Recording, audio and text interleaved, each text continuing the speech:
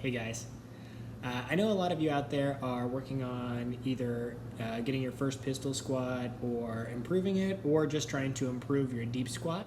Today I wanted to share an exercise with you that I do regularly that helps with mobility, and it also shows you the areas in which you need to improve your mobility to increase your range of motion in both your squat and your pistol squat, which will make both of them a lot easier.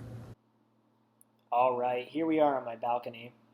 So before we get started on any of our mobility techniques or stretching, I want to make sure to go through and do just a little bit of soft tissue work. What I'm doing here is I'm using a dowel rod to crush out my calves and to manipulate my hamstrings a little bit to make all of this a lot easier and a lot more effective. Tom Merrick has a great video on all of the techniques that you would want to use before getting started on your pistol work, so I'll include a link in the description.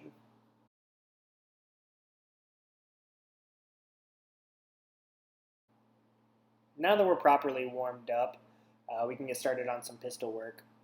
So a lot of the time when you go to sit down in your pistol, you'll find that it's really common to just fall back onto your butt. The other pitfall is as you're going down, your heel will want to come away from the ground. For the most part, these are both issues with mobility.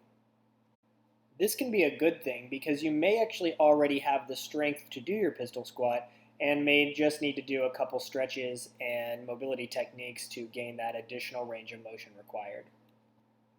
There's a technique that I used while working on my pistol squat that helped me to unlock the mobility required for it, while also just giving me lots of exposure to that bottom position, which is arguably the most difficult portion of the pistol squat. To begin this technique, you're going to want to start in a pike. This may be difficult for people at the very beginning because you will sometimes find that your extended leg will get in the way and make it difficult for you to be able to sit down on that other heel. For that reason, I like to cross that foot over my knee as opposed to extending it, just to get it out of the way, and it also gives a great stretch to your glute on the way down. It's also really important that you pike down and touch the ground for support before you start to bend your leg. Otherwise, it's going to be just as hard as doing a regular pistol squat. To get started, cross one leg over and then pike down and touch the ground for support. As you begin to bend your leg, you're going to compensate by driving your knee towards your big toe. Normally this wouldn't be okay in a pistol squat, but because you're supporting yourself with your hands, it's okay. Once you've touched the ground and you've made that compensation, reach back with the opposite side arm as the leg you're standing on and use it to support your weight backwards into that bottom range position. Here you can rep out as many as you're comfortable with, just getting lots of exposure to this movement and both the top and bottom position. After doing these for a while, you may find that you're able to push yourself up with just a small amount of assistance from your fingers. This is a great milestone to show that you're making progress on your pistol.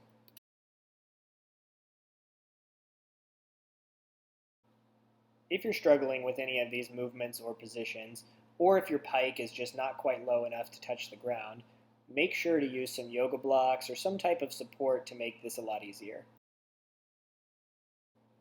To take this movement to the next level, remove the yoga blocks, the compensation, and then also try extending the leg out as opposed to crossing it over your knee. Once you can complete these, your pistol squat is right around the corner. So there you have it.